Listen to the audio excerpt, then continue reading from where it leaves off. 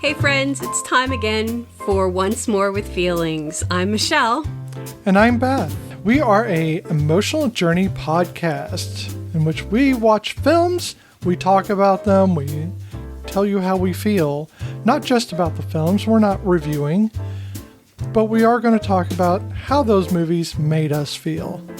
This week, y'all, this is my favorite movie. This is up there, okay? I have a lot of favorite movies, but this movie is definitely up there. I don't know if y'all were able to guess what movie we're doing based on the clue from last week, but we are doing the 1992 when it was released in Australia, 1993 when it was released in the United States. Baz Luhrmann, first part of his Red Curtain Trilogy. Couldn't get that one out. Strictly Ballroom. And I have so many feelings about this movie. Why don't we do an abbreviated summary of the movie? Okay, because I have so many feelings. Right, and then we can go into it. So the film is set in the competitive world of ballroom dancing in Australia. Mm-hmm. It follows Scott Hastings, a talented dancer who risks his career by daring to break the rigid rules of ballroom dance. Scott's unconventional moves cause a stir in the dance community, leading him to partner with Fran, a beginner dancer with her own unique style. And that is the abbreviated summation. Yeah, basically. I had never heard of this movie before I had seen it. I think it came on HBO randomly, and I was enamored. So, background. My Nana, who I loved dearly and was one of my favorite people in my family, when she was younger, she was a ballroom dancer. And she loved to dance. And one of my greatest regrets in my life is all of those times where she tried to teach me how to do ballroom dancing. And I poo-pooed and was like, no, I can't do it. Or I was just an awkward teenager and, didn't want to be. I was embarrassed or whatever. I had 1,001 reasons. That's usually the way it goes. And it is one of my greatest regrets because I grew up loving watching ballroom dancing. Her and I would watch competitions. I know stupid things like the reason why they don't wear colored shoes, and it elongates the vision of the leg. It gives you the illusion that the leg is longer than what it really is. There's the little things that she would always point out to me. And if somebody wasn't doing something right, she would, this is what they should be doing. And it always I loved it. And I even went through a phase of watching Dancing with the Stars because of my love of ballroom. But even that got to be a bit much for me. But this movie, it brought me joy. And then because I was younger, let's see, 92, 93, let's assume I saw this in 93, 94, right before I moved to California, probably. It would have, because it has that very drawn out but sweet little love story that's in the background. It's not a major part of the plot. I don't feel like it is, but it isn't. Almost barely there. Yeah, and because of that little bit, though, I focused on the love story aspect, but looking. Yeah, I don't want to go into my feelings now yet, but this movie brings me joy. I mean, this is literally the podcast to do the feelings in. Well, so. I know, but I like to hold them till the end. My current feelings. I didn't know anything about this film.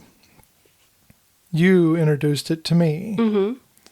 And every single time I start out with the same feelings and I end out with different feelings. Yes. Every single time. So both times, the time I saw it before this and this time, I always start out in that position of real embarrassment. It's cheesy. Because it is camp. Oh, it is. It is high camp. Just in that situation where you feel uncomfortable. It's that camp that you get from Australian and even English comedies. No, I think even more so, more like The Office type of camp. So English comedy in that way, kind of, yes. It's got the over-the-top drama. There's that, it's everything has this intensity to it. It's intense camp is what it is. Yeah. embraced fully by the character. But I start out that way.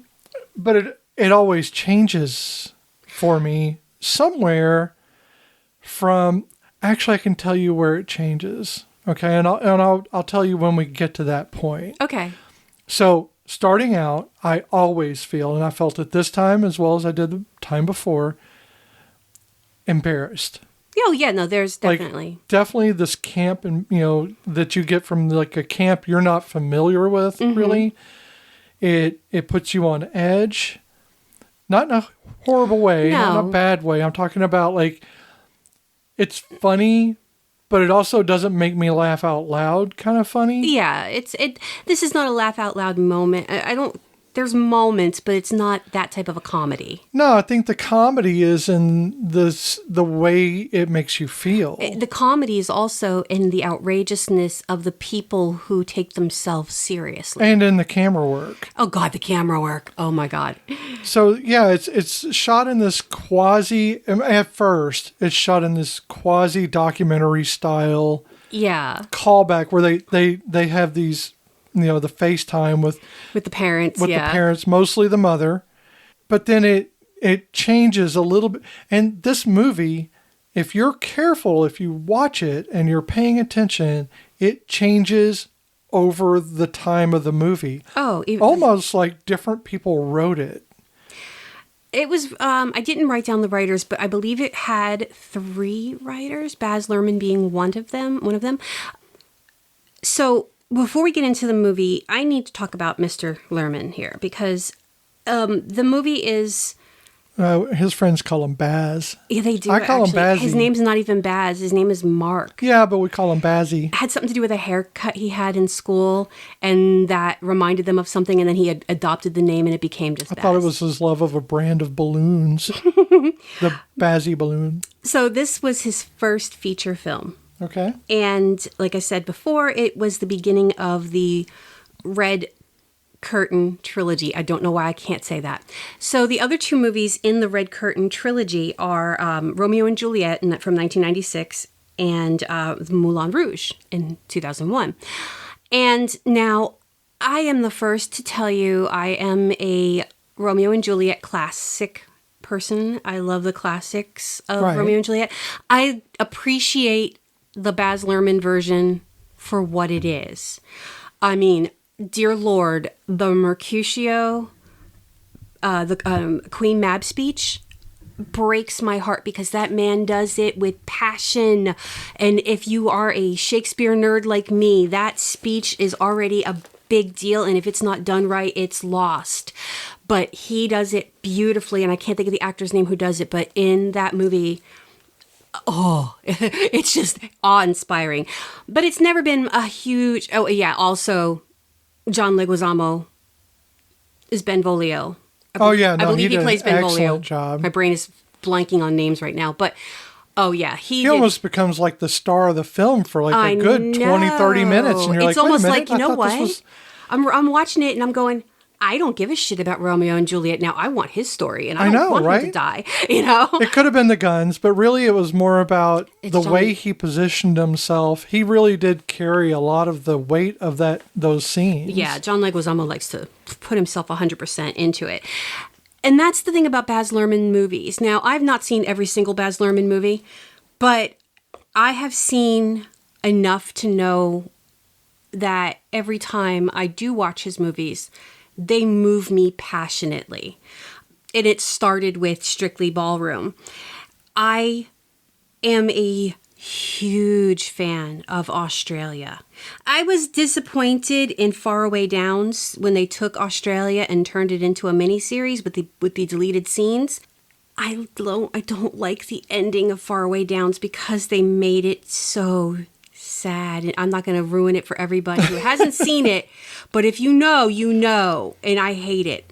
So I need to go back and watch Australia to get my happy ending. Fair enough. But otherwise, it's fantastic. And you can see, so there's going to be some ideas and themes that Baz Luhrmann touches. He literally just kind of glances at in Strictly Ballroom, but he fully fleshes out in Australia.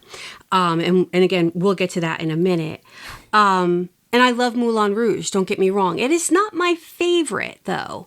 I would have to put Strictly Ballroom in Australia as my 2 favorite Baz Luhrmann movies, even though they are diametrically polar opposites.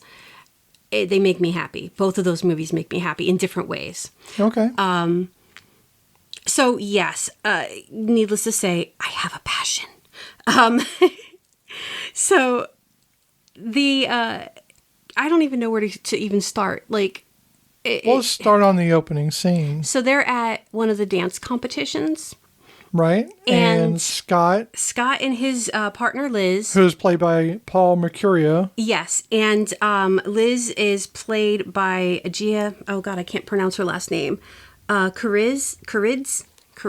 Yeah, we're going to say that. Yeah, we're going to go with that. Funny note, Paul Mercurio plays Scott Hastings. Right. And he is no longer, I don't think he's an actor anymore. He's a dancer. He was actually a ballet dancer. Took this role, had to learn how to do a lot of these dances. Which you could tell by the way he moved that he was a ballet dancer. His spins, yes. You can see it. And a lot of this stuff I didn't know until I started doing my research. So a lot of this was very new to me. And rewatching it with that knowledge really changed a lot of... It's like watching Patrick Swayze dance. You automatically know that they were trained in ballet. And that was their primary because they have... It's the stance. It's the arch of the back. And it's the lets you know almost immediately that's a ballet dancer. The power in the legs, too. Yeah. The fact that they can easily lift themselves and do these jumps and leaps with just effortlessly is definitely a ballet a skill there. But what's funny is Mr. Mercutio is currently...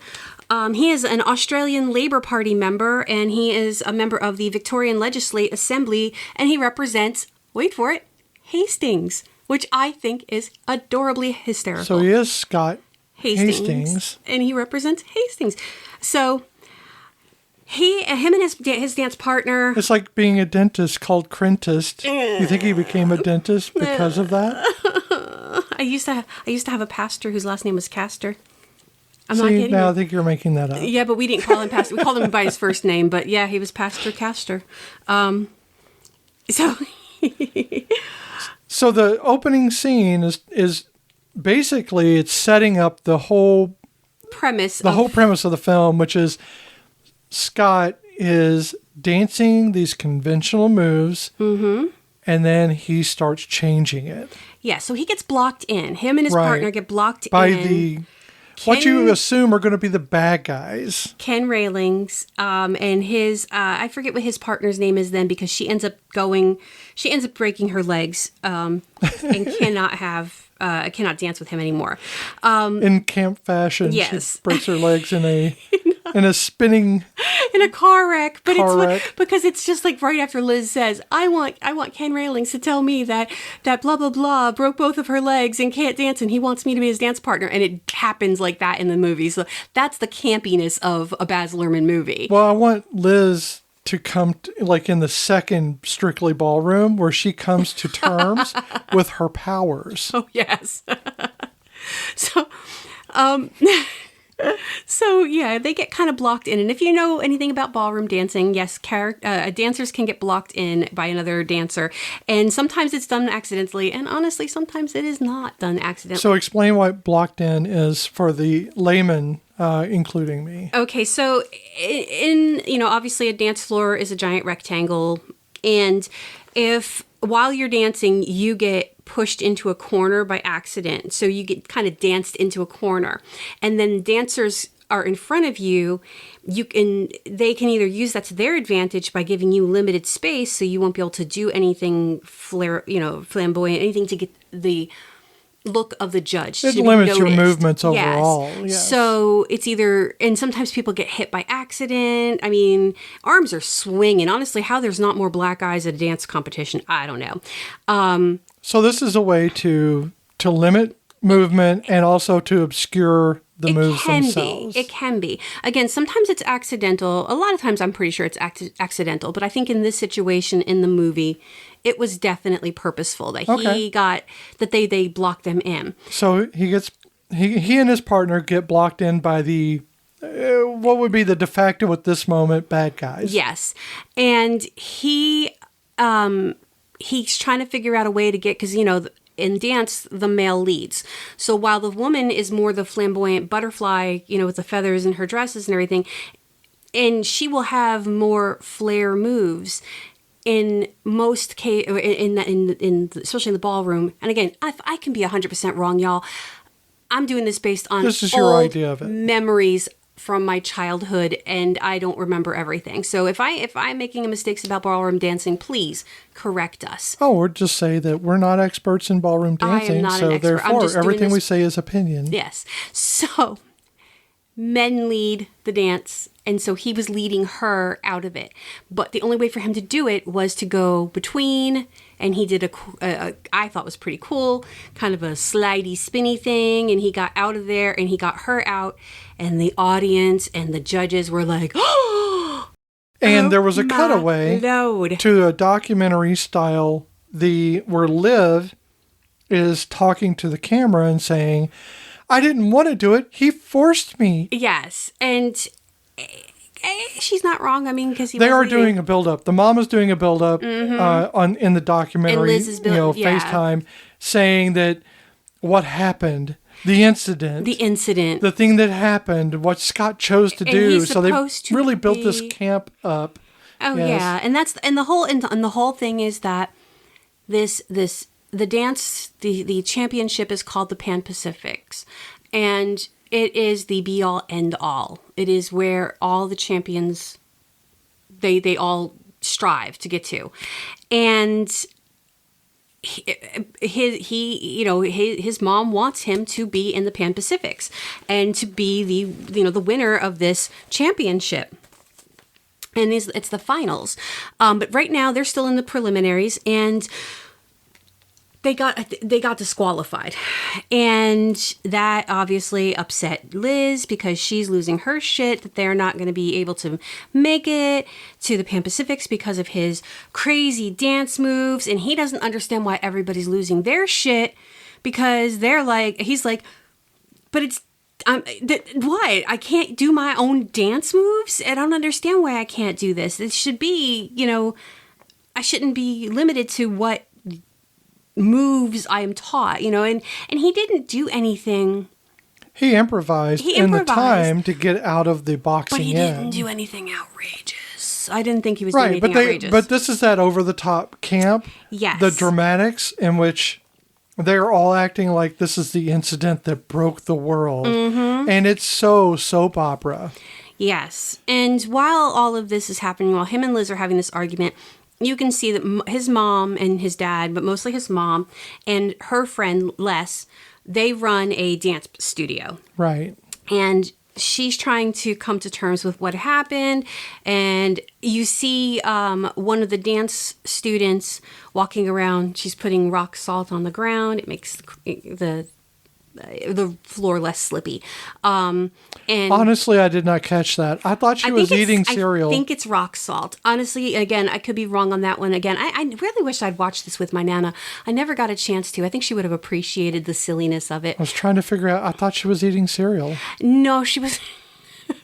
I think it's rock salt or it's some type of resin. I don't know what it is. I wish I had looked that up. But and it's really to keep you from pee across the floor because those are hardwood floors. Literally looked like a box of cereal. Yeah, that's what it that she was like. Sprinkling on the floor. But she doesn't have a dance partner, and the first comment that anybody makes to her is Shirley, Scott's mom, and she makes a comment about her complexion because they portray Fran in the beginning as having a lot of acne. But they had to paint that on because the actress, Tara Maurice, does not have acne. No, she's quite beautiful. Quite pretty. I mean, acne or not, you can be beautiful. She's got a beautiful face. But she's not... She's not conventionally pretty. She's definitely... Yeah, but for me, conventionally pretty has never been pretty. Oh, no, I like her face. I like her, yeah. Unconventionally pretty women, they always make me, I feel that they are the most beautiful because they don't fit the standard archetype for the quote pretty that everybody says. Oh yeah. And I think that you can be beautiful in so many different ways, and she's beautiful in her own way. Mm-hmm. but when they take a beautiful woman and they ugly her up. They put glasses on her, frizz up her hair, and paint on pimples. So basically, they make her human. Mm-hmm. When they make her human by having eyesight that's not perfect and skin that may not be exactly perfect and hair that may not be the greatest because they don't go to a stylist every day. Yeah. That, to me, is kind of... It's just so misogynistic. It is. And there's a lot of things about this movie that I definitely appreciate because as we go through the movie, and while, yes, she does take off her glasses and yes, her skin clears up, but she never goes and gets like one of the hairstyles like the other girls have. And even like at one scene when Shirley is putting makeup on her and she's doing the show makeup, the crazy colors and everything, it doesn't suit her. And so when she performs later on, she's not dressed up like the other girls. She doesn't have the sparkles and so I kind of appreciate I'm not faulting the production. No. I'm just saying I do appreciate that they kept Fran kind of natural in her beauty. But there is some ham-fistedness to the uglying up of a girl. Oh, I hate that too. But and definitely... again, glasses don't make someone ugly or pretty. No. They are functional. They're there so you can see. And she is never seen again with the glasses once it's taken off. Yeah, once they're taken off, her eyesight miraculous. But anyway, they're at the event. They're at the They're at the dance. They're at the dance studio. Yes. And this is a long scene in which there's a lot of things that are happening at the same time. There are some undercurrents of different hierarchies going on. The mother who is the matriarchy. Mm-hmm. You have the father who is a subdued, very quiet. Doug. Poor constantly Doug. Filming because he is documenting everything. And you find out why later on because he never got the chance to do things the way he wanted to do them. So I think he's just wanting to... He's relegated to watching life happen. Oh, yeah. He definitely is living in his head and living in those reels. Memories. His memories. Yeah. And it's like he's the keeper of the secrets, too. And then there's Les. And like I said, Les is her dance partner / business partner.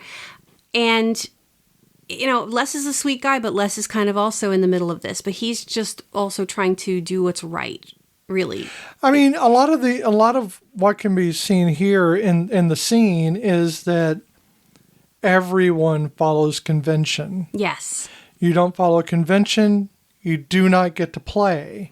Exactly. And there's only one person who's not following convention.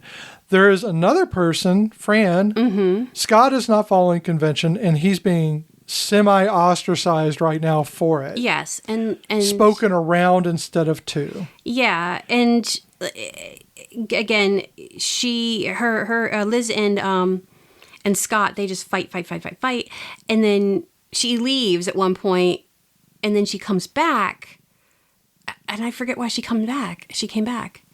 But she came back with a different outfit too. To see if he would change his mind. That woman always wears yellow. And she thought he did change his mind. Yeah, and she always wears yellow, the most god-awful yellow. But yeah, she thought maybe he would have changed his mind. And so they dance, and it's almost like she's convincing him by dancing with him. And she says something about the steps. Well, she says, I knew you would see it my way. And he's like, well, fuck that, and starts doing the crazy steps. And they're just not that crazy. And she pearl clutches and loses her mind again. And then he's like, well, what do you want? And that's when she says, I want, Ken Railings to come in here and tell me that blah, blah, blah broke her legs. So that way, and then I want to be I want you to be my dance partner.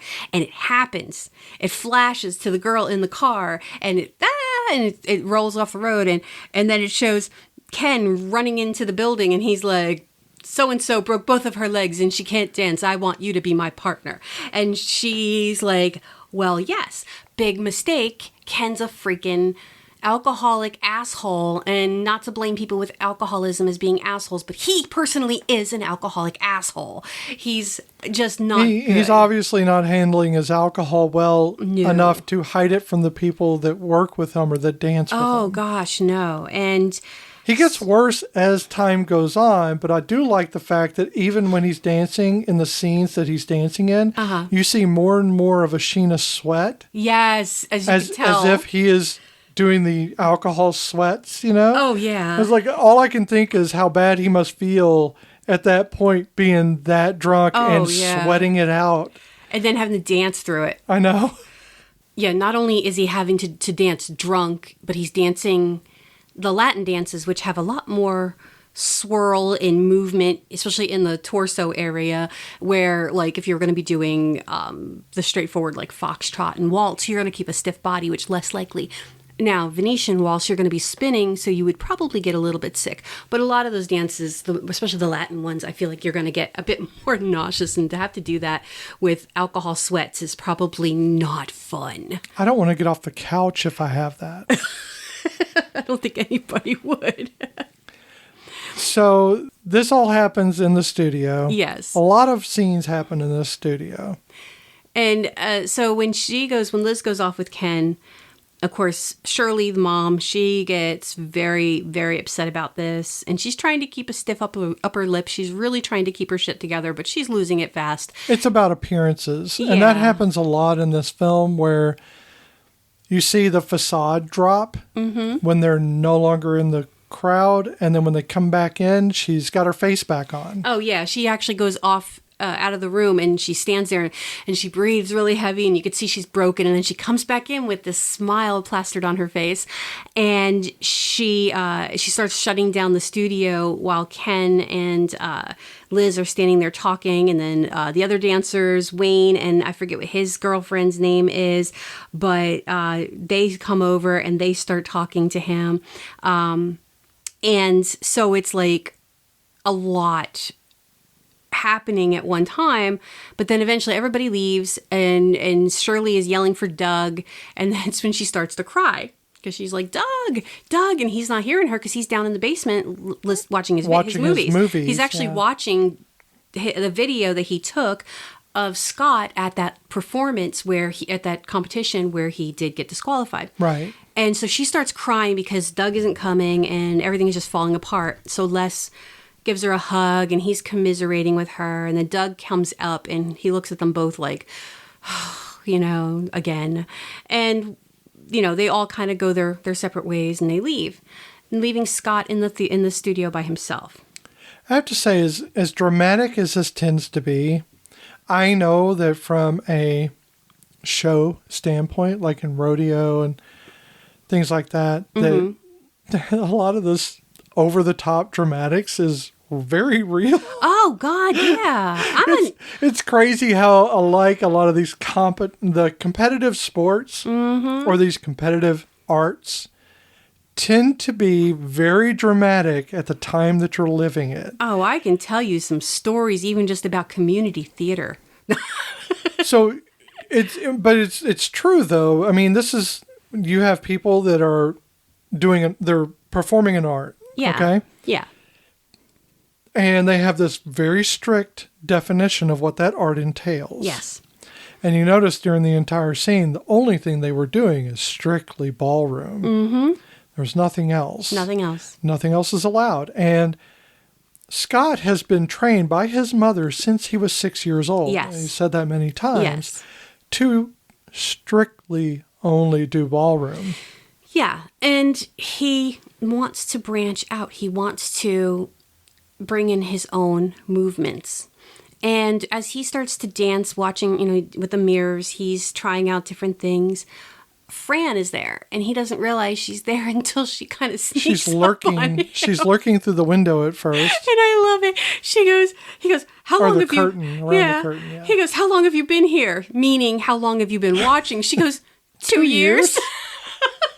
That was good. I like that. That's good. Exactly like a literal. Well, I think honestly, answer. out of all of them, she's got a really good grasp of comedy. Her lines are given very quickly. Like, she has a lot of comeback lines that are not delivered in any snarky fashion, but she's just got that. It's a timing. She has that comedic timing. I don't think she has. I'm trying to think of in the movie if she has any overly dramatic parts.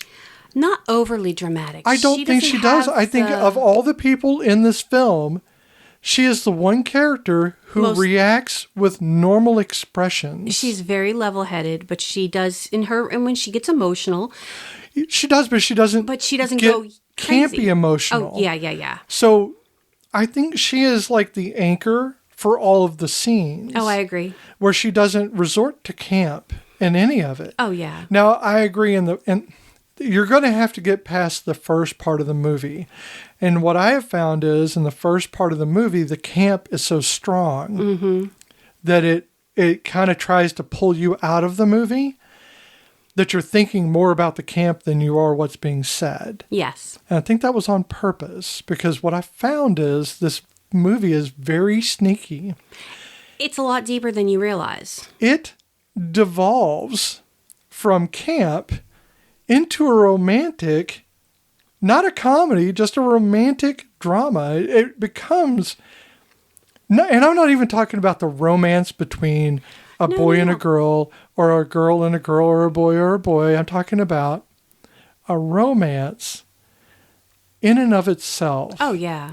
Either about the music or the dance itself, not the music. Because the music is like but everywhere. There's definitely, regardless of who it is, there's a love of the dance. Even from the bad guy all the way through, there's still a love of the dance. And it starts devolving out of that camp. I say devolving, that's probably not true. It's evolving. Evolving. From camp into this, and it never leaves the camp behind. No. The camp is integral because to again, the film. if you've ever watched ballroom dancing, and particularly in the 80s and 90s, it was so over the top. I've got news for you. The Germans, they're still doing the camp dancing. It is very popular. Yeah, well, I haven't watched ballroom dancing in years, and like I said, I don't know that it's ballroom dancing, but it is dancing, very competitive. Oh, okay. That they do in their off times. Wow. It's very strange to me.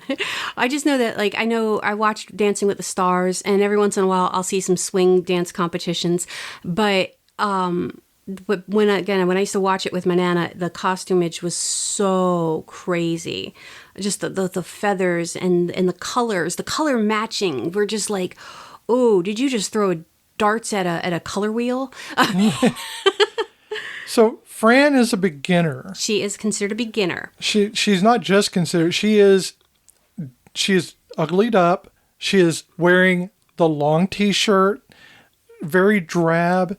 She doesn't move gracefully. Yes. She's in the way a lot of the time during the dancing. She doesn't have a partner. She doesn't have a partner. She is a beginner in almost all ways. And she offers, because Scott was dumped, she offers to be his partner. And he's like, who are you? He starts looking down his nose at her like, you are a beginner. I've been doing this since I was 6. He's outraged that he has... Yeah, he's outraged that he has to even entertain the idea of someone coming up to him, and because he considers himself a professional. And to a certain degree, because, and I believe in this one on Shirley, he holds himself above. So he sees himself better than almost everybody in that dance studio. It's the Jeff Winger effect. Oh, God, yes. His mother told him he was really great at everything. So he went through life believing he was great at everything. Right. Yeah. So we're going to make a lot of Community. Oh, I love it. So references. So she offers, and he just gives her this stare like, you fucking what? And you can see the moment where she's just like, I made a mistake. And she just turns and she's crying. Now, she's not over dramatic about it. It's a real genuine, fuck you, I shouldn't have said anything. God damn it, why did I open my mouth? You can tell she's disappointed because she expected him to be different. Yes, and she's been watching him for 2 years. I have a feeling that she's kind of in love crushed with him. on him a bit. Yeah. And so he goes... Or at least maybe... Yeah, I would say crush. In love with the idea of him. Yes. And that's how everyone starts out, the idea. Yeah. And so he agrees. And he's like, well, let's do, a basic... She convinces him to give her an hour. An hour. And, of course, immediately she's, like, stomping on his feet and stuff. But, she has moves. She knows the steps. He works with her. He agrees. But they decide to do it quietly after hours. Well, it's not just that. He's trying to teach her. He's trying to teach her his style, the ballroom dancing, techniques. Style. But then she has a couple of steps of her own. She shows him because he's arguing with her and he's trying to talk over her, much like we saw in the last film we talked about. In which they weren't listening. Yeah. In which a man is talking over a woman. He does the same thing, but she just redirects that. Yes, she just shows him instead of trying to get him to listen. To his credit, he accepts that and says, "Teach me." Yeah, he's like that. Those are some fancy steps, and I like them. And there's and the steps that she uses are steps that are common in flamenco and the paso doble. And the paso doble is the dance that they are learning to do for the competition. So the flamenco is the dance of love. Flamenco is the dance of love. I don't know if that's what it's called. And is the other one the dance of like? No, the paso. All of those just to get that joke through. Oh, so. My Lord. That was a long wait. It really wasn't worth the payoff. No, it wasn't, was it? The cat didn't even laugh. No, he did not. He's here purring away, blah, blah, blah. Okay, so say hi, cat boy. I'll have to I gotta put pictures of him on the yeah, everybody needs to see Everybody needs to see the ragamuffin. Reverend Jim over here, yeah. Jim the cat. So the thing I like about Scott is that he is arrogant. He has some arrogance to him. Oh, he's beautiful too. He's a pretty boy. And he's brash. He is. But he is extremely willing to learn without a lot of ego. He is. And you see that even later on with the dad. So, they're practicing it, but while they're practicing, there's still tryouts going on. And to find him a new dance partner, because he hasn't told his mom yet that he wants to dance with Fran. So he's got to go through the tryouts. And he even tells Fran, I'm still going to go through the tryouts. And the first one, they had a comment about something like a butterfly. I didn't quite catch that one. The second dancer, the sister Kylie, I love her. She's giving critique. Yeah, she's like... And they're following her critique. Oh, yeah, because she goes, she doesn't have musicality. Where's the musicality? And then the third dancer was a little bit stocky. And I couldn't remember what was said about her, but it was Fran who goes, she's terrible. And everyone looks at Fran because Fran never says anything. She's very shy, very quiet, and she never says anything negative. So the fact that she did... was like, oh shit, And then, of course, it shows the mom later on going, well, this one's not dancing well, and this one's chubby, and it's so there's a little fat phobia there. But she says, he's not happy with any of these dancers. He's never going to have a partner in the dancing, and blah, blah, blah, blah, blah. Meanwhile... Which is funny because they seem like they're giving him a choice. Yeah. And they entertain the idea that they're giving him a choice, but later really on, they take that choice away. Yeah, I think they're hoping that he was going to make a mature choice, but because he didn't make the choices that they thought or they perceived as the mature choice, that they decide to take it upon themselves. And then we get to the first dance where, I think we're in the semifinals now. And which is funny because he keeps getting pushed forward even though... he's been disqualified. Well, and you see through this whole area, this montage, basically, it's an extended montage of them practicing, and over time, he takes her glasses off and asks her if she can dance without them. Her skin starts clearing up. And you never see the glasses again. This is that traditional ugly duckling turning into a swan scenario, but what I think they did well, other than the ham-fistedness of the acne and the glasses. The frizzy hair. Well, and the hair to a point. But other than those ham-fisted ideas of what ugly is, I really think this movie did probably one of the most seamless ugly duckling to beautiful swans. Oh, because it was subtle. It was little changes. It was very subtle during the montages and during the scenes. You see that she's very slowly becoming more herself. Oh, yeah. And more her own person. And yet she doesn't change who she is because she doesn't change her wardrobe. She doesn't change... Yeah, she's still wearing the same... Her makeup isn't... I mean, she's subtle. Yeah. Yeah, and she wears, and like where all the other girls are wearing all these like, over the top sparkle dresses, she's just wearing a regular floral dress to the competition. And absolutely stunning in it. Oh, yeah. In a very simplistic way. Very. And probably more so because of all the flamboyance of the others. Yes. So when they get to the competition now, in between, you've seen, what's his name? Shoot. I can't think of his name now. Who? Fife. Barry Fife. I couldn't think of the first name. Barry. As Americans, we're not going to recognize a lot of these actors and actresses because, again, they're Australian. All Australian. But, well, not all of them.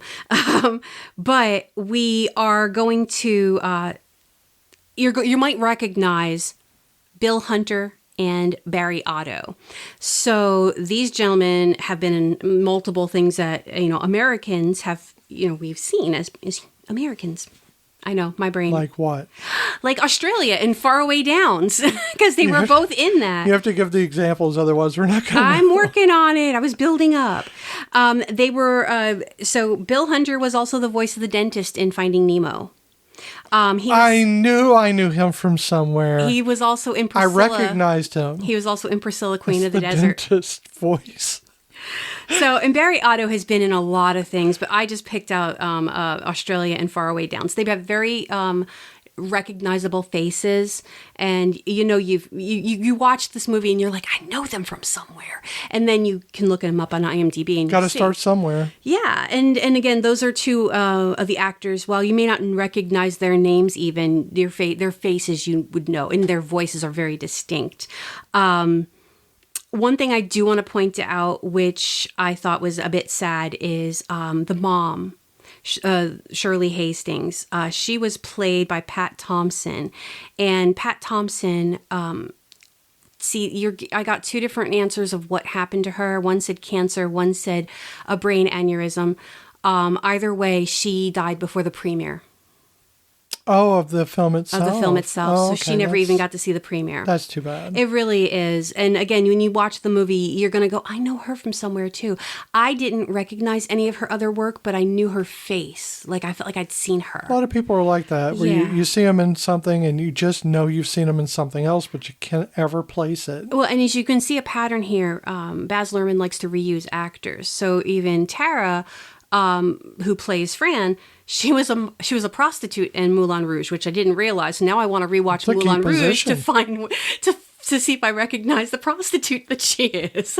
She's a singer. She is a singer. Yeah. So when they're doing their montage of dancing, Cyndi Lauper's "Time After Time" is being played, but it's not Cindy's version. It's a cover, and it's done with a man and a woman, and the woman is Tara Maurice singing.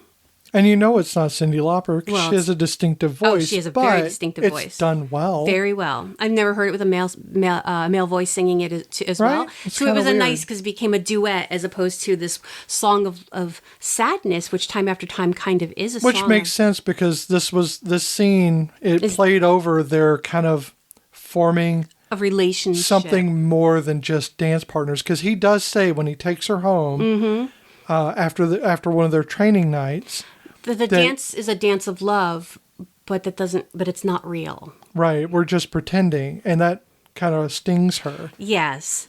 And they... but again, she doesn't overreact to it. She just reacts and, she stumbles away. Yeah.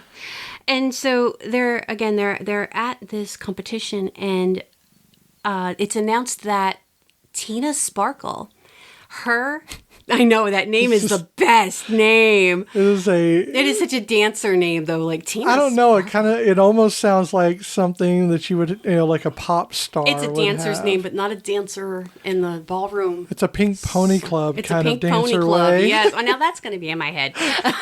Y'all, I can't get that song out of my head. It has been almost a month, and I have been walking around the house singing it, and you can tell because you can ask Beth. I put my own lyrics to it. Poor dog. They can ask me, but I'm not talking. Oh, well, I have to sing songs and put my dog's names in the lyrics, and that is one of them. So they want Tina Sparkle, because her partner is retiring, to go to spend more time with his landscaping business, as they like to point out.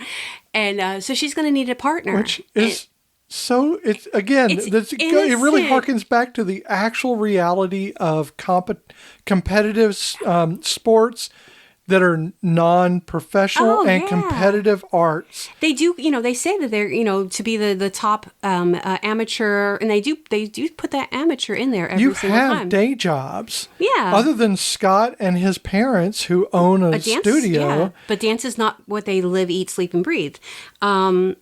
And so Tina's going to be looking for a partner, and apparently Tina is one of the top dancers. And so they thought, let's put her with Scott. And even though Scott wants to do his own moves, Tina will rein him in. And while that's so, when Fran gets to the competition, so now keep in mind, Fran's dad did not want her to go out because they were having a party at his house, at their house, and she goes away. She tells the grandmother that she was going to help one of her friends move so she could go and help Scott at the competition. And she's there, and his parent, or his mom and Les come running up to her, and they're like, "Oh, have you heard? Or we heard the news," or something like. She's like, "Are Kind of you?" a heartbreaking moment here where Yeah. everybody is talking about his new partner Being as Tina Sparkle. and but Fran thinks they're talking about her. Yes, And even she's Scott thinks it for a hot minute. right, because Scott comes up in the middle of all this and he's like, We were going to know? tell you. We were going to tell you, but we didn't know how you were going to take it. Right. And you can see her face light up and Yeah. you know it's about to come crashing down. And as soon as the mom says, "Oh, why would I be upset about you dancing with Tina Sparkle?" Fran's face falls, and she's just like, "I'm out of here," and she goes. And he does say, "I don't want to dance with Tina Sparkle. I want to dance with Fran." And they're like, "What? You're crazy." And he goes off and looks for Fran. In one of the sweetest moments in the entire movie. And it is one of my favorite songs. It is one of the best asides in a movie in which no talking is done. No. It is just the music, and they're not being really witnessed by anyone at first. Not at first, yeah. This is two people. He finds Fran, They're backstage. and they're behind a curtain, and they're dancing. They start to dance. To Doris Day's Perhaps. And she even got a private viewing of this movie because of this. And it's a very sweet, emotional dance. And you it's really feel that connection has been established with them. And now, if you know that song, it's even more heartbreaking in that moment, because the song is basically, "I love you, but you won't tell me how you feel. So, if you can't admit it, maybe perhaps we can get together." There's this back and forth in that song. Which has been happening. And that's what's happening. And in that dance, there's this back and forth, but there's more of a connection this time. And they dance so smoothly, like they are literally the only two people in the room, until people are slowly noticing them and gathering around the edges. And Liz comes in, and she gets right up in front, and she's like, "Really? This is what's happening?" And Fran falls. Because the whole reality of people watching them and Liz calling her out, she falls. Catches her off guard. Yes. And they all kind of rush to help her, and Tina Sparkle comes in, and they were all like, "Oh my God, Tina, it's been great to see you." They're trying to there." hide Fran. Yes. And Shirley is like, "Go talk to Tina. I'm going to take... I'll deal with Fran." So they pull Fran backstage and are into one of the dressing rooms, and it's Liz and Shirley and the redhead, who I can't remember her name, Wayne's partner, and they are all like, "You're a beginner. Did you really think you could dance with Scott?" And I mean, they just lay into her and make her feel like shit. So Right, very harsh. So she leaves. She goes home. Meanwhile, Ken Railings is kind of hovering in the background, paying attention to what's going on. So after the dance and everything, Scott and his family are waiting for Tina to come out so they can make their announcement of whether or not they're going to be dancing together. And Scott's like, I don't want to dance with her. It's just not going to happen. Right. And he He takes off. leaves. He leaves. And Ken slithers his slimy way, sweaty, slimy way up to Tina, and he's like, you and I, we could be a partners. So, And now Tina Sparkle is with Ken Railing, and he's dropped Liz. So now Liz has no partner. Scott goes, right, he runs after Fran, and he finds her in her at backyard. home. Yeah. And Well, yeah, in their backyard behind their storefront. Yeah. Which sells what? I don't know. They never Yeah, no say. one does. I think it says meats on it and things like that. I know that they could be a cook deli of some food. kind. I know that while they were filming, an actual health inspector did show up because he thought it was a real storefront and that they were selling stuff, and he wanted to see their papers. So there's that. So he sees her and he's like, I don't want to dance with Tina. I want to dance with you. And she's very upset by this. She's upset by the whole entire thing because she keeps thinking that it's one step forward, two steps back type of a thing. And no, I wasn't making a dance reference right there. And also she doesn't want her dad to see that he's here. And I'm going to explain to you, because you had asked me a question while we were watching the movie, and I'll explain it in a minute because I did find the answer to that question. Awesome. So I don't remember the question. I do. Awesome. Dad sees them, and he sees a guy with his daughter, and you can tell that he is very, very protective of his girl. And she says, "This is my partner." And this is a Spanish family, by the way. Yes. And they are immigrants from Spain. And so he sees Scott. He's like, who the fuck is this dude macking on my baby girl? And he wants him gone. And she's like, no, he's my dance partner. And that's even worse. And Dad's like, you dance? And he's like, well, yeah, I dance. Scott's like, fuck yeah, I dance. And he's like, what do you dance? And he says, the Paso Doble. And he's like, you do the Paso Doble? And the grandmother's like, you do the Paso Doble? And they're like, show us. And he says, no, I'm not going to show you. They double dog dare him. They double dog dare him. They triple dog dare him. They really do. And he almost stuck his tongue to the light pole. This is super intense. There were fisticuffs not about to happen at all, but a lot of dancing. But there's a lot of dancing. And so they go in the backyard to the makeshift stage dance floor. Yeah, there's a dance floor. I mean, obviously, because Dad's... It's a deck. So they get the music going, and Scott and Fran start dancing, and everybody starts to snicker. Even Grandma Yaya puts her hands over her face. She's like, "Oh, this is horrifying." And again, in a very camp, exaggerated way. Yes, and now you have to keep in mind, even with the changes that Scott and Fran are making, they are doing the textbook ballroom dancing rules of a Paso Doble. What you have to consider is that these dances, these Latin dances, have such a deep, rich history behind them. And they're not always performed to that textbook way that a competition is going to expect. Well, especially an Australian one. And yes. So Dad is like, you call that a paso? That's not a paso. Da, da, da, da. And he calls up. Well, he makes them dance. Yes. And they laugh. Yes. And Scott... he gets pissed. Gets mad. I think he cracks a smile once in the movie, and that's when they're dancing later on. Otherwise, he never cracks a smile. Scott's a very serious man. Dad gets up, and he gets all the musicians that are at partying with them, and gets them to do a beautiful paso. And he goes. So what you need to understand is the father is, his name, the actor, is Antonio Vargas. He plays the dad, Rico, and which we never know his name, but his name was in the IMDb. Yeah, he's credited, so they have to credited. give him something, right? Now, he has only done 4 movies, this being one of his 4 movies. He is a world-leading flamenco dancer. So this man knows his shit.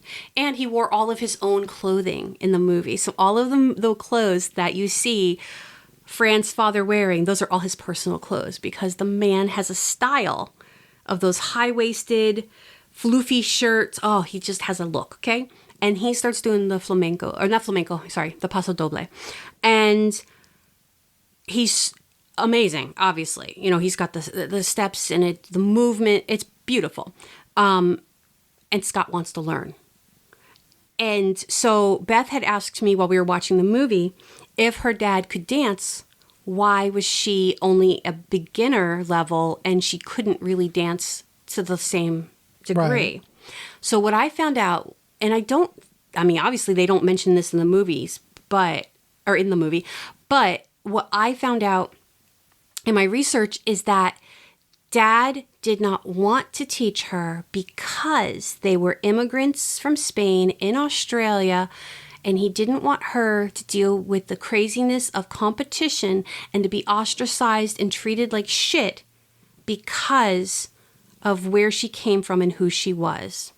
He knew the world was not that the competitive dancing world was not built for her and people like them, and he didn't want her to be a part of it. Meanwhile, she did pick up some of his steps, obviously, because she was showing Scott what she knew. And those were those quick steps that Dad does something very similar to. So the same reason that Scott's mother didn't want him changing his steps is the reason why Rico didn't want Fran to learn how to dance at all. Okay. So that makes more sense on why she had to lie to him about where she was going. Exactly. And so he agrees. He agrees to teach them.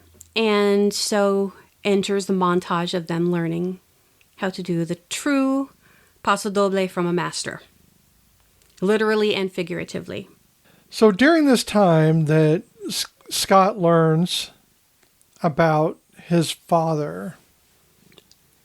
Yes. So, because this is all building up after this long montage. It looks like it's cut in such a way as to make you feel like it's almost been days that they've been training together. But it has not. It's probably been an entire night and day. Probably. In which her father, Fran's father, and Fran and her grandmother and the guy on the guitar. The guy on the guitar and Scott are all there, and they're dancing together, and they are kind of like really making a bond of some kind. Yes.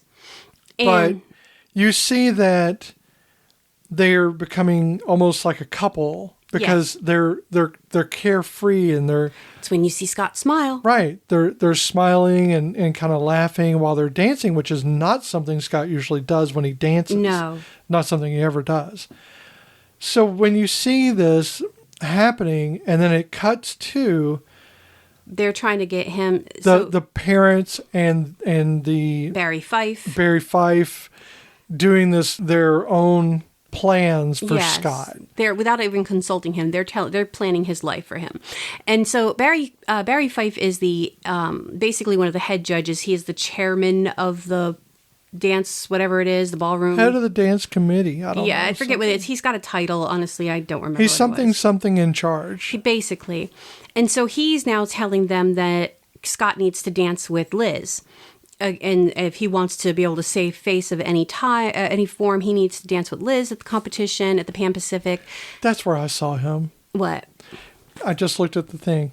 So, Bill Hunter was in Muriel's wedding. Oh, yeah, that's Muriel's how I know him. Yeah, again, Australian. And Priscilla, Queen of the Desert. Yes. Yeah. Because, Australian actors. It's an island, much like British actors. There's only so many. There's 10. There's 10, they're in everything. They just cycle through everything. So they're plotting, and I want to say that this is a family-friendly movie. There's one almost sex scene, and that's Barry on top of his wife, mostly fully dressed on both parts, and he's on the phone screaming at somebody, and he rolls off of her, and they use they say shit one time, and they use a derogatory word for gay people another time. And those are the only 3 moments that I could say would knock this out of being a family-friendly movie. Definitely, it earns its PG rating because it's such an innocence. It's not even because it's not about being edgy. It's about.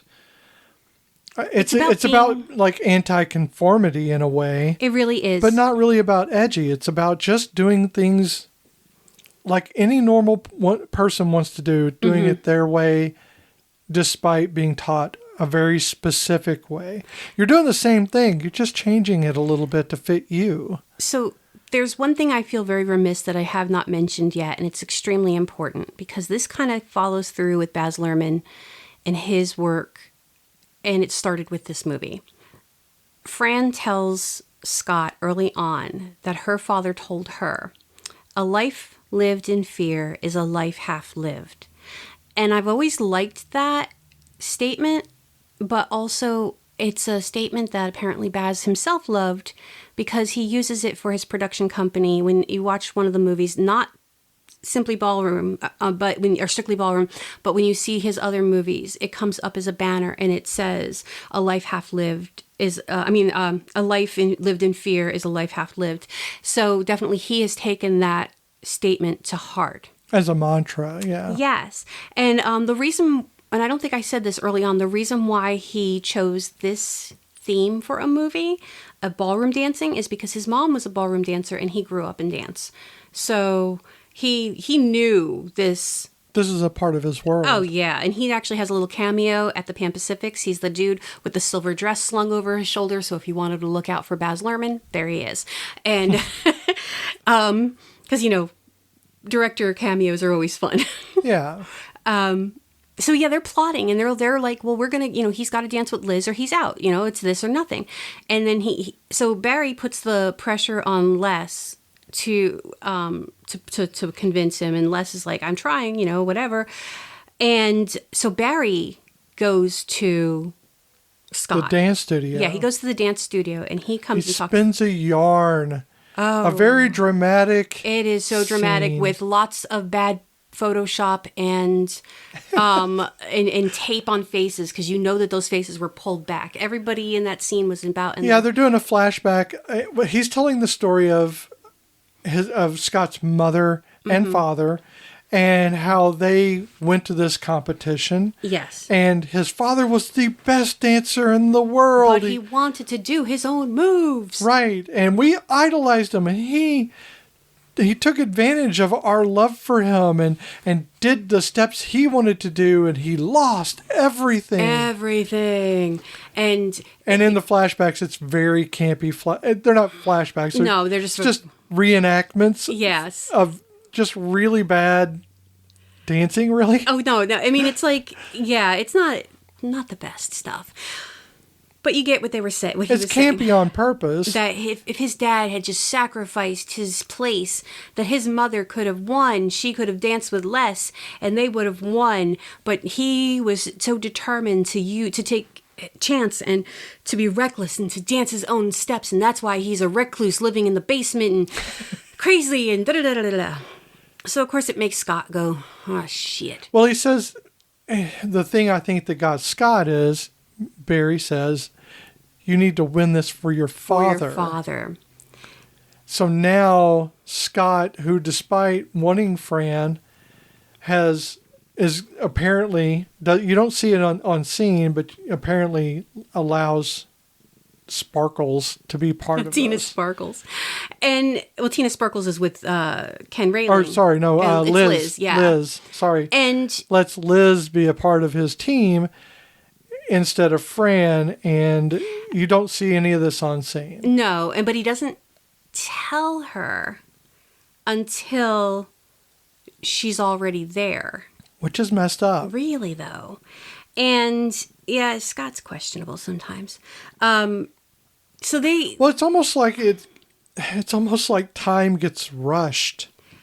Like they just push a narrative. And there it is. That's what's happening. And they're like, well, we don't have time for this discussion. So I have to wonder if maybe that got cut out. Yeah, I don't know. For time. I mean, again, this did not have the biggest of budgets. I didn't really look at how much I really am not too sure. But that is part of the thing that I noticed in this film is that a lot of pieces seem like they were smushed together to make it one scene instead of a couple of scenes. They will take a lot of time for a montage about dancing. Yeah. But when it comes to dialogue, oftentimes it's truncated. It is. And a lot of screaming. Yeah. Grasping of pearls. But the one thing that's one of the common themes, too, through the whole entire thing is that Doug, his dad, can I bend your ear for a minute? Can I bend your ear for a minute, Scott? And there's always a reason why Very Scott passively can't talk to his dad. He's very passive, and he always has a reason, or someone else has an interruption. So there's always a reason why he never gets to talk with Scott. So, and I have to say, I'm going to just say that I understand this. I actually think that they played his dad very well, because like my first wife, her father had messed up somewhere along the way in life, and he became very passive. And I understand people that hold it over their head and they become... Yeah, they really do. And I think that a lot of times they live their lives trying to make other people so happy with them that they lose their selves. So, that's true. My exes, my in-laws, they were like that too. My ex-father-in-law used to come home blitzed almost every night. We'd go out with his friends, but it was when he put himself through the front windshield of his car. And he didn't get hurt, but boy, did my ex-mother-in-law freaking must have laid into him something. They didn't have children at the time, but he was not the guy that she always told me stories about. The man that I knew was a very quiet man who liked his hot tea in the morning and listening to classic music, but he did not take me as somebody. I think that when you mess up, I think when you mess up in such a profound way. And for him, it was not that. No, we'll find that he out. did not. He just was beaten to believe it. Right. And I think that when people are beaten down so many times, they become that passive person. And nothing against Shirley, but she takes me as a bit of a shrew. I mean, she's a definite, Oh, yeah. She's the one in charge. And she's very probably always been the one in much charge. the matriarchy of the family. Yeah, and I think maybe that was always their dynamic, and I think that's part of why he did what he did. So... like I said, so again, Scott's going to dance with Liz, and Fran is there, and they have her dancing in the beginners, and she's doing a basic. She's in the beginners again with another woman. Yeah, and because they don't get partners necessarily, they just team up together. Yeah, and they dance a very basic dance. And it's like dun dun dun dun dun. Right. Yeah. It's like it's the high school dance. Oh yeah. And so he's watching her, and Doug comes up and he's like, "Scott, can I bend your ear a minute?" And of course this was when Shirley's like, "Not now, Doug." Yeah, it's a very tense situation, and his father says, "I need to talk to you now." Yes, and he tells him, I never danced in the Pan Pacifics. I let Les dance. Everyone bullied me out of it, so I let Les dance. Your mother wanted to win, so I stepped down. They didn't win, but I had nothing to do with it. And I didn't get to dance the moves I wanted to dance because they wanted to play it safe and still lost. Exactly. And it's not worth playing it safe and losing. Exactly. And he says something to him that is and it goes back to that line about a life lived in fear, is he says to him, "I was afraid." And Scott does not want to be afraid. And I think that reality of his dad was afraid, so he gave in. And I'm doing the same damn thing. Right. And that goes against what she told me about that, that statement. And shit, I am now living a half-life, and I don't want to become this. Yeah. And I very much equate with that statement. Yeah. If you give in to your fear, you will always be regretting the things you did not say or Hells do. So he runs out, and by that point, Fran's about to leave, and he runs out there, and he's like, "I want to dance with you." And she's like, "What? You were going to dance with Liz?" And he's like, "No, I want you to be my partner." Honestly, girlfriend, I would have punched him in the throat and nutted him, and then I would have said, "You're fucked," and walked away. But Fran is not me. And her dad, despite being fiery in the beginning, he's very supportive. Very accepting and supportive of the entire endeavor at this point. Because I think that montage really kind of solidified for him that she can be a part of something bigger. Exactly. And so they run in, and she gets her dress, and he gets his little gold beaded jacket. And probably one of the most dramatic entrances. Oh, yes, because keep in mind, they were trying to introduce him and Tina, And he runs off, and she's like, Scott! And it's almost akin to being left at the altar because your dance partner runs away from you. Well, first of all, she's been left there at the entrance. Mm-hmm. They keep calling his name, and he never shows up. Yeah, because he's fighting with his parents, and she's screaming. And she's like a little mini-me version of his mom, too. But I do get that mortification that she must feel. Poor Tina at that point. Or not Tina, poor Liz. Yeah, that she must feel because the spotlights are on her. Oh, everyone's looking at her. They're on a ramp, that leads into the ballroom itself. And then he runs past her.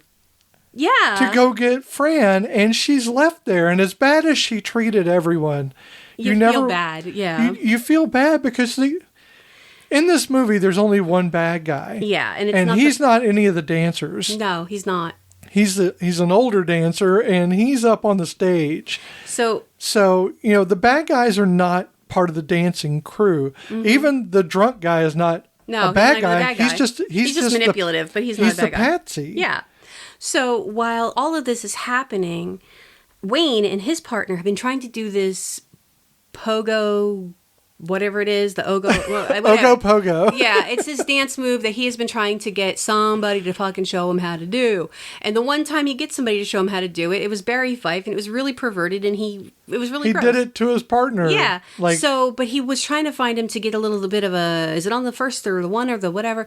And they overhear him talking to his wife, or was he talking to... No, he was talking to Ken and... Oh, yes, he was talking to Ken and Tina. Yes. And he was basically telling them that regardless of how drunk Ken is, they are the ones who are going to win no matter what. This is a lock. He was setting it up as they were going to win. He was totally...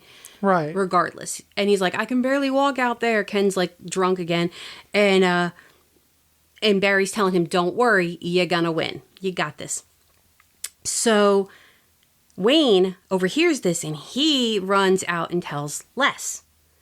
Right. And Les goes up to confront Barry. And at that moment is when when Scott and Fran come out on the stage. Scott comes out in a slide. Oh, yeah, like a 15-foot long slide of him turning around, and then he tucks his toes underneath of him. He's in a kneeling position, mind you, and just stands up without using his hands. And as somebody who can barely get off the floor without looking like a toddler, that is always impressive to me. I need an assistant. I need like furniture. Like I said, I look like a toddler. When babies are first learning how to stand up and their butts are in the air and they're like grabbing, that's me. If I get down on the floor for something, I'm trying to hit my alert bracelet I don't have. I mean, if I get down on the floor, I know I'm down there for a while, okay? It's happening. But yeah, he stands right up, and then he and Fran start dancing. Yes, and they start doing the true. The lambada. The true forbidden dance. No. God damn it. He starts doing the true paso doble. Which is the actual Spanish version that he learned from her dad. Father. And so obviously that's against the rules. And they're dressed that way as well. They've got a very classic. Fashion. She's got the red dress that drapes down lower in the back with all the red ruffles. It's beautiful. And he has the short jacket, which is a bolero. Yes. But what's funny, if you look at if you look on the emojis on your iPhone, I believe the girl dancing looks like that. That's the dress. I could be wrong, but I have that in my head. The red dress? Yeah, It is. Yeah. And that's what they're dressed like. And so... I've used that icon or that emoji for I'm going to dance on your grave. Oh, good. Okay, that works. Several times. I hate a red dress, too. So, I know. Pretty. Yeah. So they start dancing, and Barry loses his shit. And he's like, nope.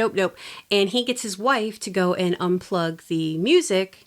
Which is apparently just one plug. One big plug in the wall, separate from everything else. And the music stops, and Barry's like...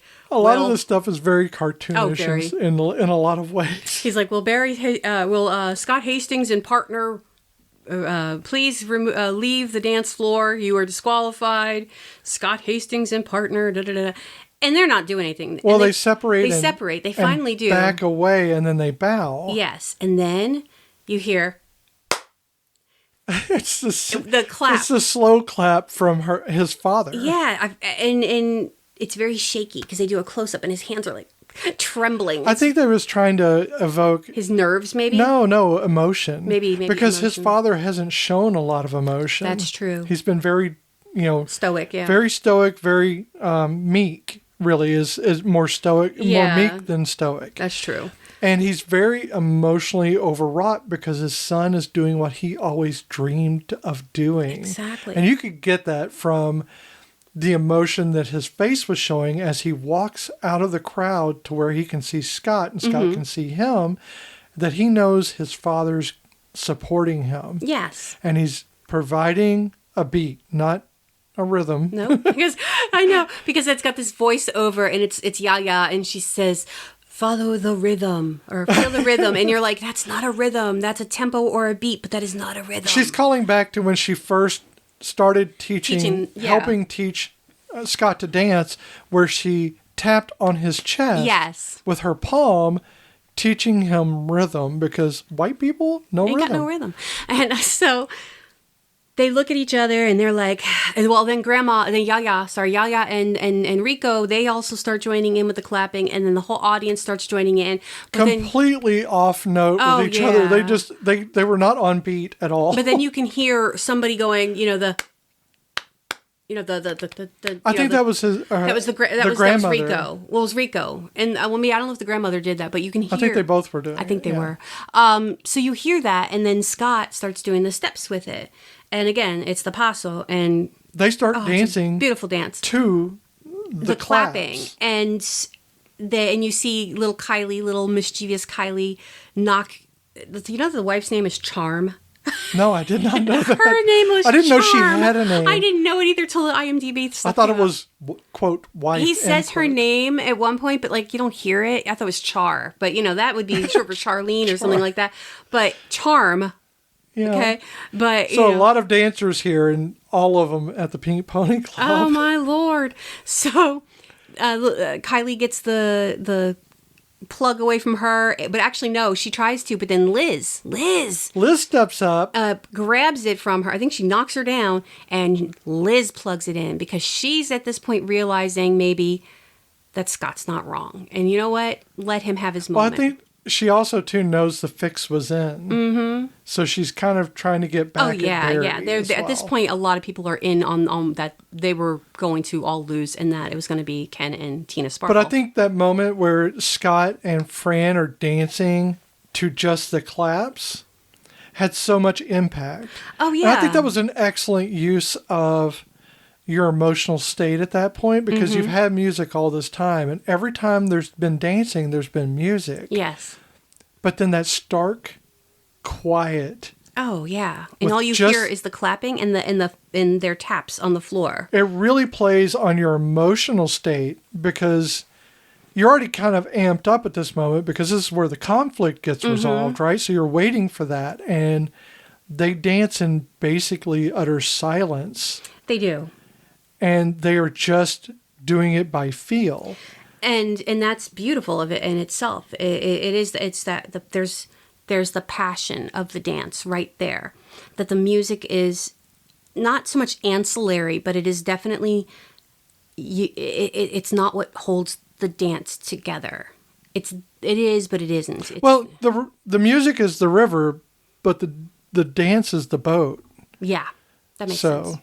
So she plugs it in. The music picks up right at the right beat too, and they finish their dance, and it's beautiful. And I love when they do that synchronized step run across and it looks like they're floating. That has always been my favorite move in every ballroom. Yeah, and that really spikes your emotional state, because right at that point you kind of want to go, yes, because they are so in tune at that moment, and they're moving with that motion. Oh yeah, it's almost like right a ghost gliding at you.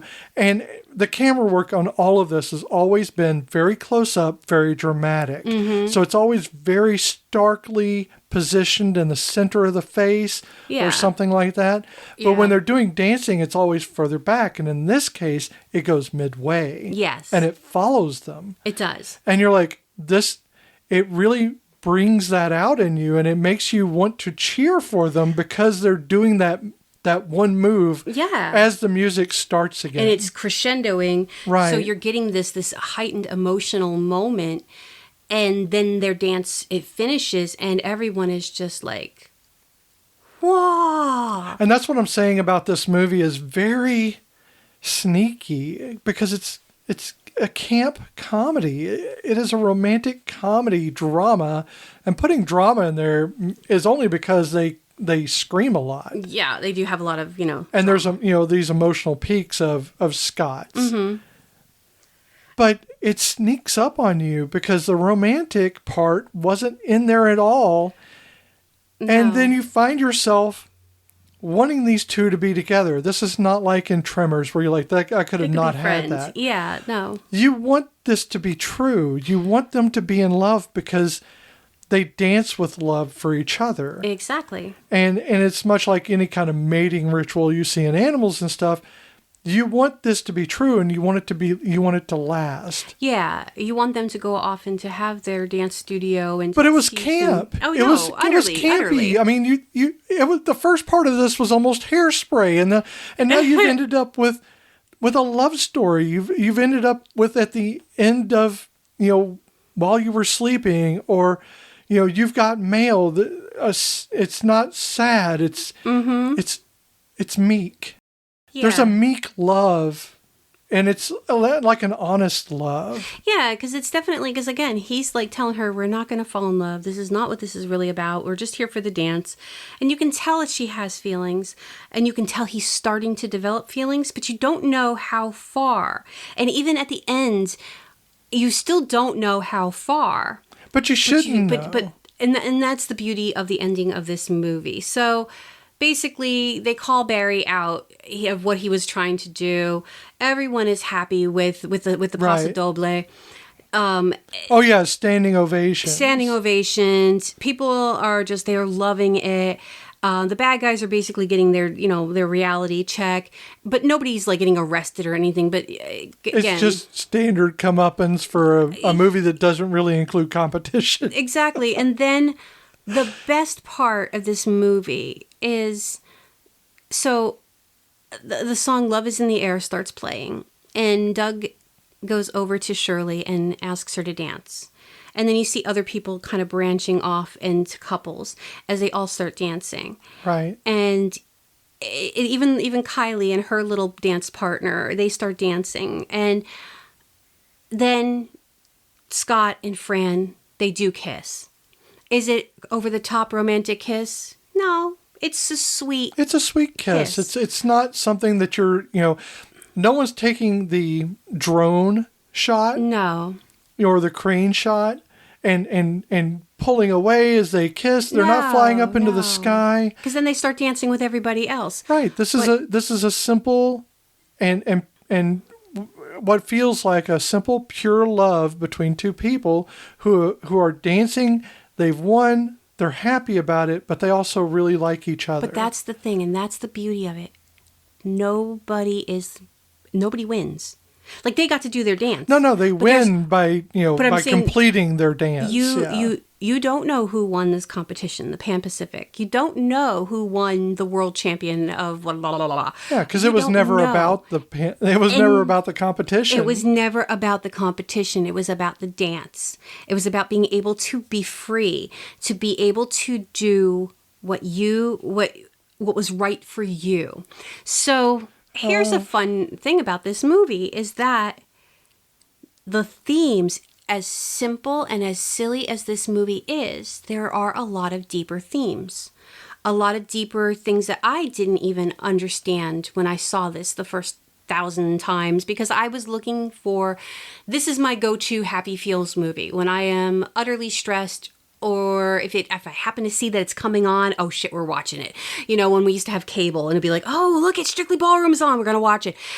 If I need a movie to put me in a good place, this is my movie to go to because it makes me happy. It brings a lot of good memories of me and my grandmother. It also just puts me in my happy place. Let me be honest with you here. I never look forward to watching Strictly Ballroom. Oh, I don't. Never. I don't blame you. I never do.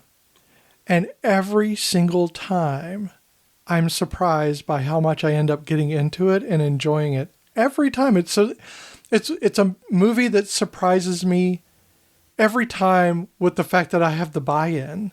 Like, why am I buying into this movie? It's campy, and I'm never looking forward to watching it. I never am. I get that. But But then at the end, I'm always glad I watched it, and then that'll fade eventually, and I'll get back to that point where I'm like, I don't want to watch this. But then it's just so weird that it's got that effect on me. yeah, and that's and I feel like that's the magic of this movie is you don't think about these characters outside of this movie. You're not going to sit there and have deep thoughts other than our podcast on whether or not, Fran goes on into dance and what's going to happen. But the movie is itself an ugly duckling. It really is. Because it starts out and you don't really want to watch it. But then at the end, you're like, this is beautiful. How did this get beautiful? How did this happen? Exactly. And then you're back to that point again where this is the ugly duckling. Exactly. So according to the website SBS Movie, they do a thing called the Strictly Ballroom cheat sheet. And really it just goes into a lot of the interviews and a lot of the deeper themes of Strictly Ballroom. And one of the comments that I thought was really amazingly thought out, and I had not thought much about this at all, is the multiculturalism that is this story. So you have, and I literally while we were watching it, I was thinking to myself, there's not a lot of diversity. There's no people of color. You're in Australia. There are no Aboriginal people, but then it's like, oh, but wait a minute. Not saying people of color, but here we have Fran and her family, and they're from Spain, and they're immigrants too.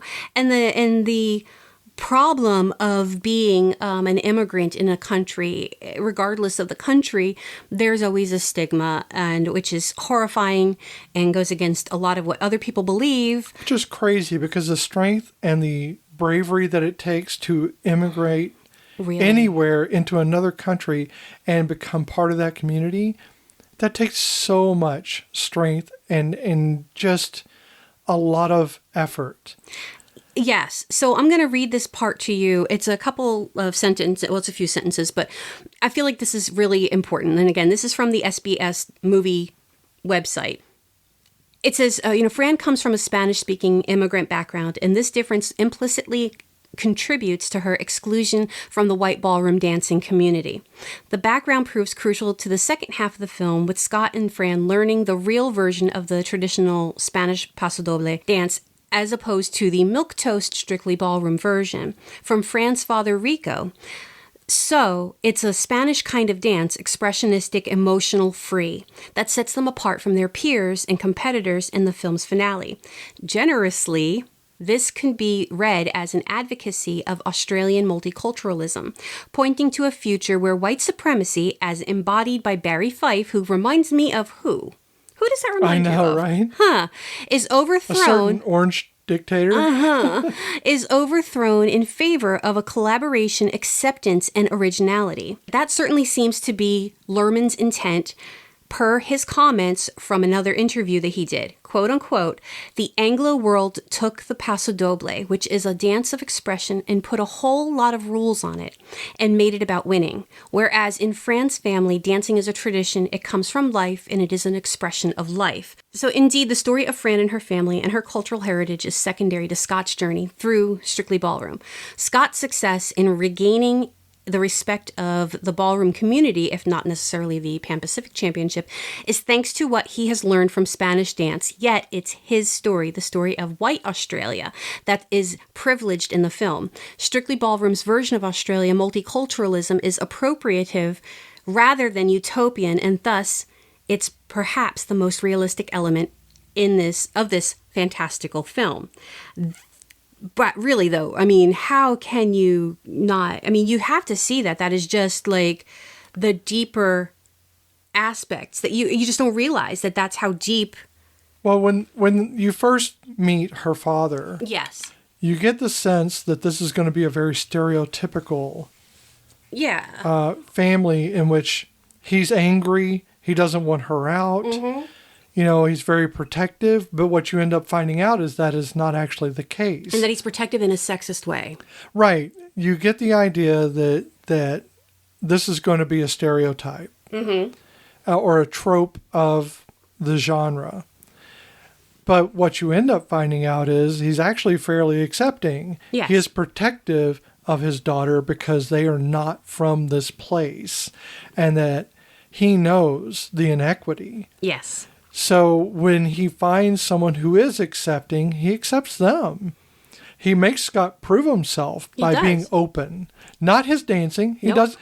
I don't think his dad actually cares about the dancing part. I think what he cares being about, honest with who he is. Yeah, that he was open to listening to his words. And he was. He didn't shut down. He didn't go, well, in the rules. No, he said, oh shit, there's more?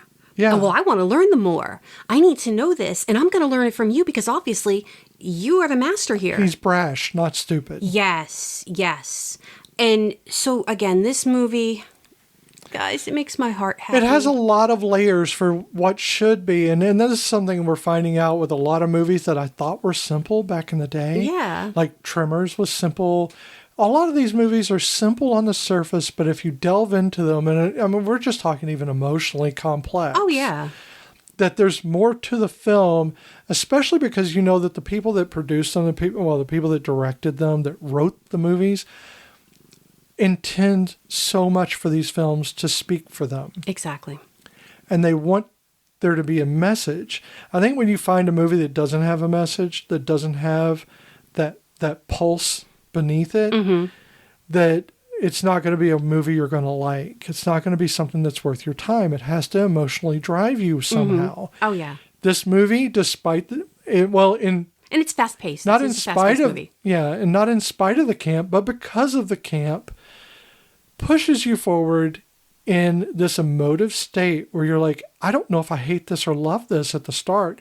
And then that ugly duckling syndrome gets you and you start loving this movie. I see, and I feel like that's also, and again, I have not seen all of Baz Luhrmann's movies. Because honestly, I just learned about a few movies that he's done and I didn't realize he had done them. And no offense, y'all, but I have no interest in seeing his movie that he did for Elvis. I don't care. I feel like a lot of his movies, though, he does that. Like, it starts out where in the beginning you're like, do I really give a shit about these people? And then all of a sudden, like, so with the multiculturalism, like I said, he touches on it here. And it's subtle because, again, her family, while they are from Spain, she can pass. Pure white. Yeah, she passes. Yes. So there's definitely, it's not as obvious of a stretch. But in the movie Australia, it is definitely the classes and the fighting of the white people of Australia and the Aboriginal people and the way the Aboriginal people were treated. Now, there's more to the story than that, but that is the huge chunk of it. And it's during World War II, so you get the orphans, the children that were taken, the Aboriginal children who are, So there's that's something we can talk about when we do eventually that will have to be a Australia. And that will have to be a two-parter because first the movie itself is long and there's so much. But I think that is definitely a trait of his that where you just almost like, because her Nicole Kidman's character, she's kind of unlikable in the beginning because she's that literally English rose. Privilege is a hard thing to get past. Very and sometimes privileged. you have to find your path out of privilege, and you don't always get it by giving up privilege. What you get is an understanding that you have it.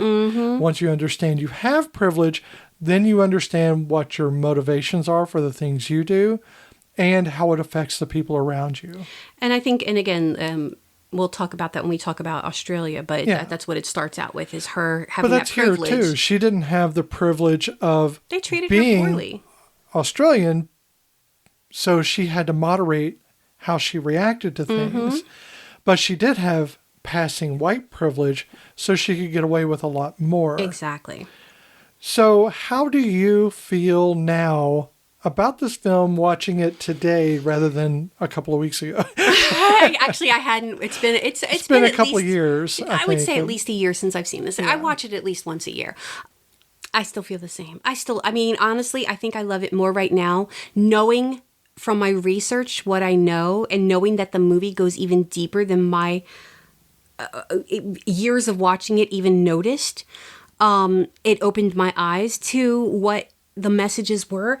And even like, not to constantly throw every episode into modern politics, but when you look at what's going on now and the way people are treated, and if you pass, then no one's going to leave you, no one's going to bother you, right? Because, you know, if you pass as, you know, white, cishet norm, then, you know, neurotypical, then everyone's going to sit there, pat you on the head and give you what you need.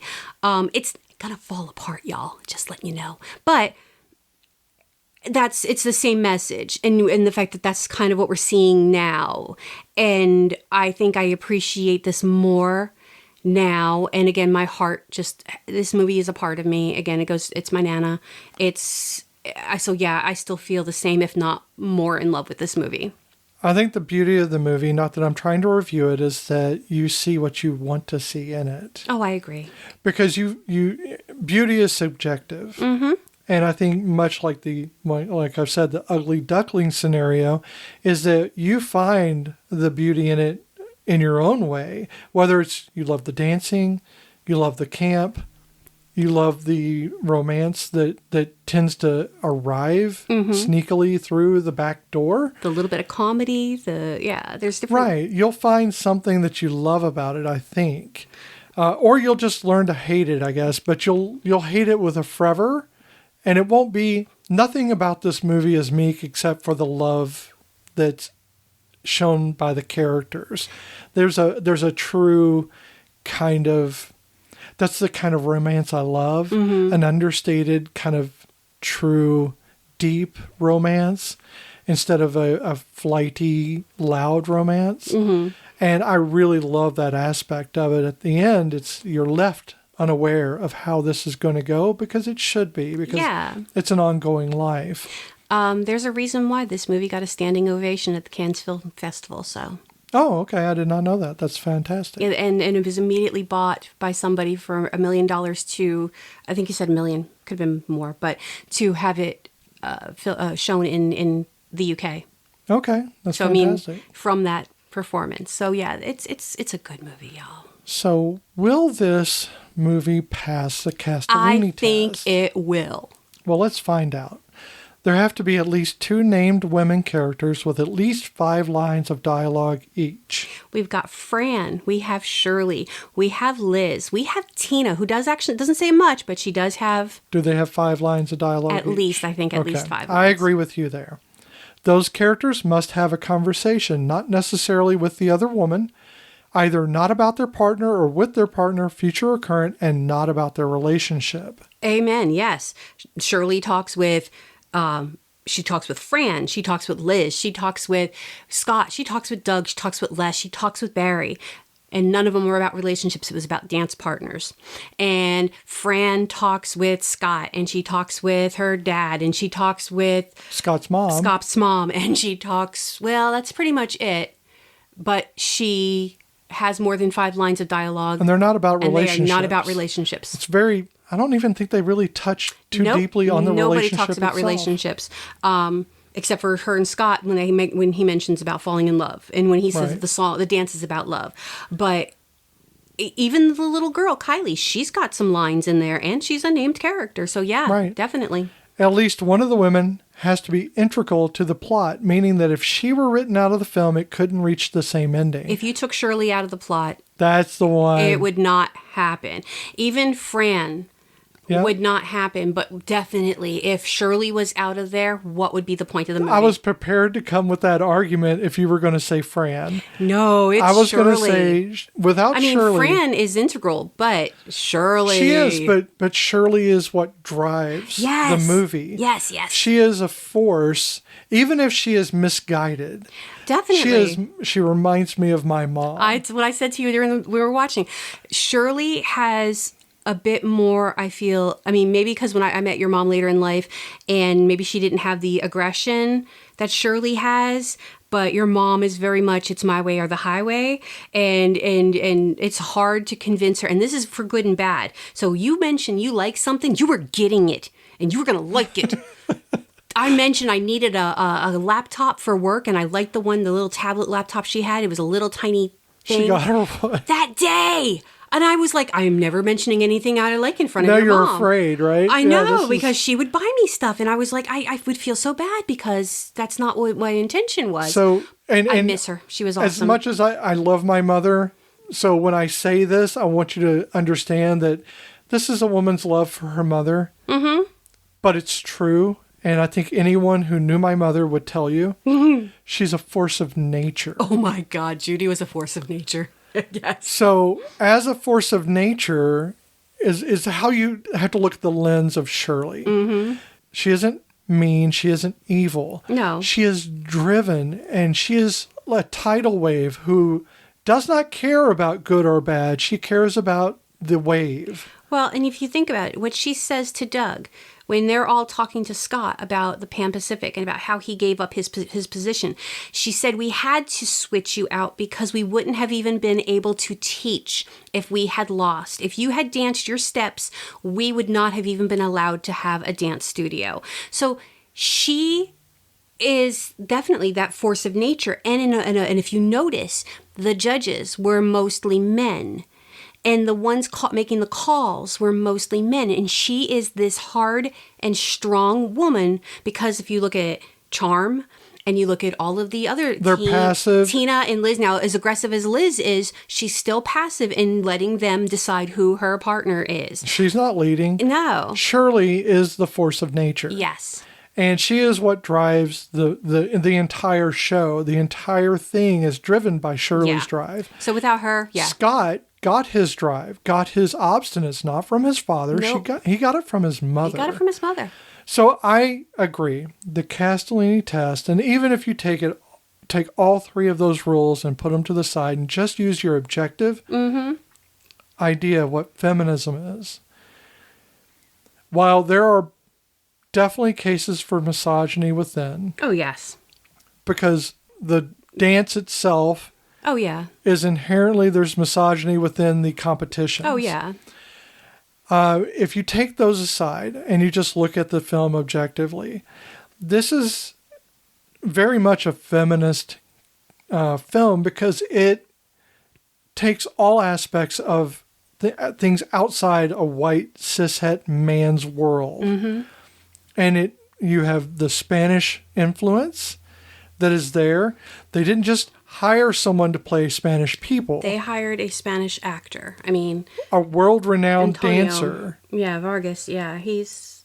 Yeah. They did the job right. They did the right thing with a lot of things in this film. So yes, it passes the Castellini test for feminism because it is inclusive of a lot of things. And he's worked on this for a long time. Heteronormative, because unfortunately at one point when Barry is getting called out, he calls Les the F word, gay slur that I'm not going to use right now. But he is the bad guy, so no one else mentions that. No one even says anything about Barry being gay. Right. You don't even know it until that moment. You don't know it, though he does kind of act effeminate in some ways. He's not ostracized for it. No. But this is the world of dance Straight man couldn't pull off that hair. where it may be more acceptable. But there's no stigma applied to it. No. And with him saying it, he says it in a fit of anger, and he's the bad guy. Yeah. So it's kind of accenting the fact that he is a bad guy. Mm-hmm. So you have that. Yeah. It's such a... I don't know. And it's so funny because I really think I really wish I had watched this with Nana because I remember watching in living color when the Fly Girls would come out and my Nana would say, that's not dancing, that's just jumping around. So I know she would have appreciated this movie so much. I'm so pissed I never watched it with her. So that was Strictly Ballroom, a 1992 romantic comedy drama. It passes the Castellini test, which is surprising for me. It really does. And it makes me happy. We are glad that you came with us on this very deep look at something that might have been a shallow film, but is surprisingly deep, despite the surface. Music is a river, dance was the boat. I like that saying. I'm going to put it on a shirt. But this has been Once More with Feelings with Beth and Michelle. You can find us wherever you listen to podcasts. Be sure to follow us on Instagram and Blue Sky at OMWFPod. Visit our page at oncemorewithfeelings.podbean.com. Or you can send us an email at omwfpod@gmail.com. Please take a moment to subscribe and rate us on iTunes and on YouTube. If you want to watch Strictly Ballroom, you can watch it on Fubo TV with a subscription. You can watch it on Amazon Prime, YouTube, Google, Apple TV, and Fandango at home to rent between $3.79 and $3.99. I'm going to give you your hint for next episode. I'm going to do it a little bit differently. Eventually I'll get the right rhythm of this one. But here are 3 little facts about this upcoming film. It is an 80s movie. That's not the fact. Well, I mean, it's a fact, but that's not one of my 3 facts. Okay, so this was filmed in the same location as the movies Goonies and Kindergarten Cop. Its main character, and I'm not gonna fat shame, but the main character does weigh 250 pounds.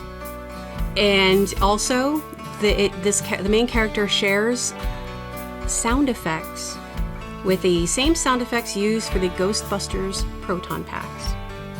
And I have a quote. This character is known for saying one thing. This isn't its catchphrase, but it does say this one thing. Treads don't fail me now. So, if you can figure out what that is, drop us a line. Rocky IV. No. Oh, I was so close. I know I'm close. Apollo Creed. Apollo Creed. That's probably a good one there, too. I don't even know. Well, thank you, everyone. Until next time. Bye.